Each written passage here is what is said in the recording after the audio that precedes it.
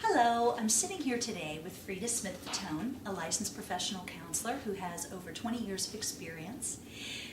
Frida is an associate here at Virginia Family Counseling in Vienna, Virginia, and she works with men and women in individual and couples counseling, and she is a well-known expert in the field of anxiety and stress.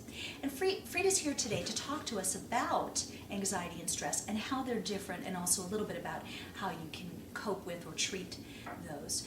So Frida, we hear these terms anxiety and stress a lot today. Can you tell us a little bit about what the difference is between them? I want to talk about stress first. Okay. Imagine that your body and your mind is sort of like a car engine. When a car engine gets too much pressure or not enough of what it needs, the engine light comes on. And so you have to take it in and see what's going on. Well, that's a little bit what happens in our bodies or minds when we have too much pressure. So, one of the things, or a couple of things that happen when people get too much pressure is they start to have symptoms. They have muscle tension, they have headaches too often, they have stomach aches, sometimes they have sleep disturbance. So these are all warnings that you need to pay attention and look at some of the balls that you're juggling and see if you can manage those better. And so how does one manage stress? Well, there's lots of things that you can do to manage stress. For example, you can do things like have better nutrition, believe it or not. You can stop eating at your cubicle or in your car, and you can eat at a table. So, and you want to exercise. You don't have to join a gym. You can do things like take a 20-minute walk every day. You can play in a park with your children. You can, dance to your favorite music. There are lots of things you can do. The important thing is just to move, to get active. One of the things that I notice that people who have, the best mental health tend to be people who run. And I know everybody's not able to run, their health doesn't permit it, but joggers really do have good mental health. The other thing that's important for the reduction of stress is to sleep well. People who tend to go to bed at the same time every night and get up at the same time every morning tend to do better with stress. People who journal bust stress better than people who don't. Even talking out loud your worries and then imagining putting those worries in a container box, that can be very helpful.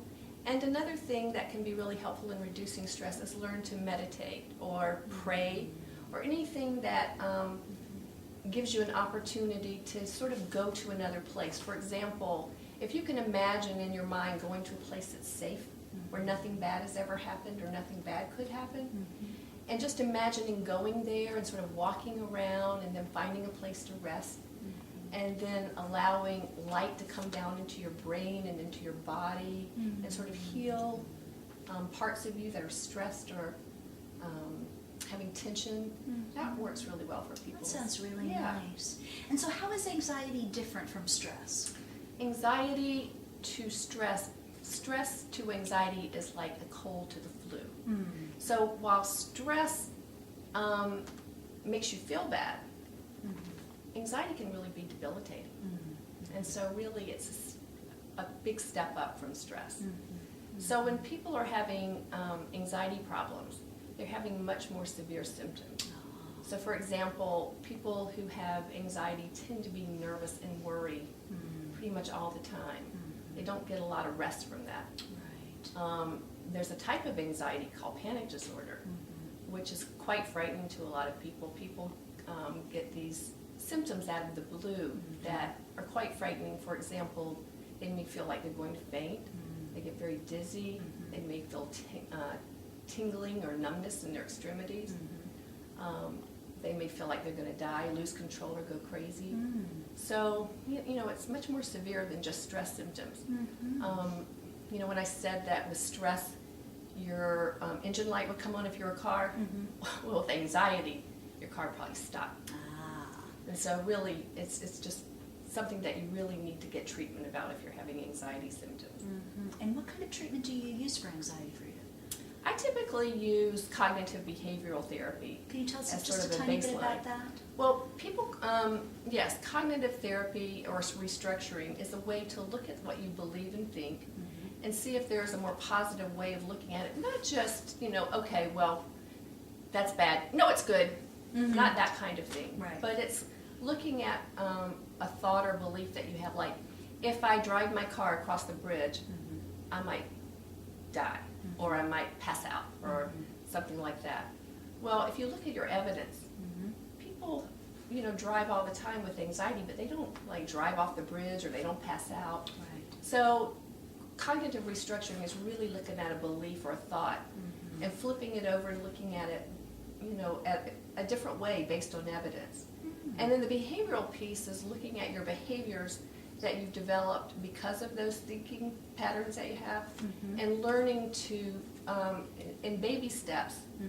to do things differently than you've done them in the past. Mhm. So cognitive therapy is changing the way that you think and believe, Mhm. and the behaviors follow that. So your Mhm. behaviors start to change as a result of your thinking changes. Mhm.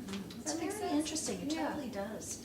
Well, thank you, Frida. And if anybody out there is looking for some more information about how to handle their stress, or may even have some symptoms of anxiety or panic, please contact Frida at virginiafamilycounseling.com. Thank you.